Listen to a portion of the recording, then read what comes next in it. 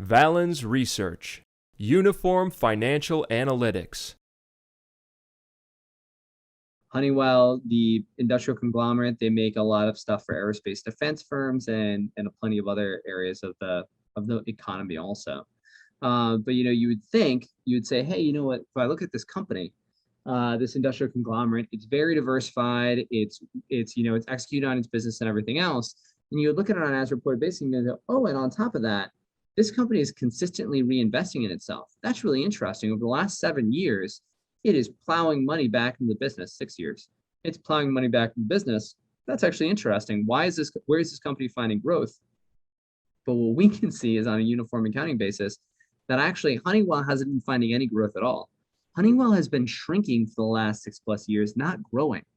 Just think about this.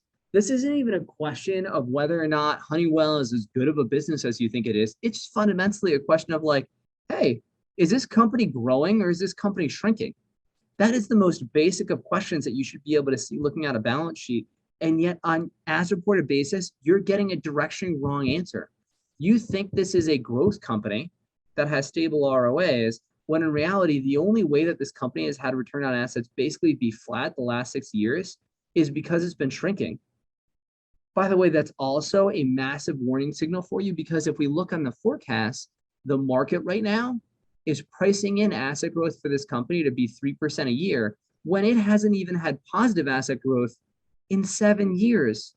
And asset growth that was above 3% 1 year in the last 10 and 2 years in the last 15.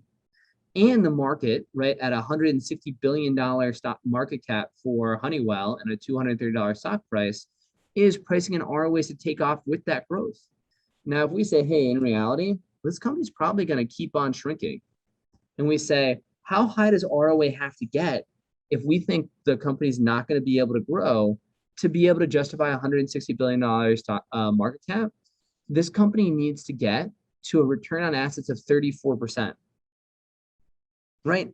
A 34% return on assets for a company that in reality, ROAs have averaged around 13 to 15% for the last 10 years, and really for the last 5 years and for the last 15. Now, if we think, hey, they're going to keep on shrinking and ROA is going to stay around that 15% levels, right? We think that this growth in 2021 and 2022 is just a short-term thing. This company has 60% downside. Right? This is a completely different analysis for how good the firm is and how much it's growing that changes valuations. You think of a company that has stable returns and is able to grow at, 10% a year, even though it's a $160 billion company, and you say, yeah, it makes sense that it has a 27 times PE, because you don't find high growth, stable companies that are that big very often. It's only when we look at the uniform accounting metrics that we realize this company is really trading at 36 times and it can't grow and can't improve ROA. That is a company you want to run from. Valens Research, the world's leading source for uniform financial analytics.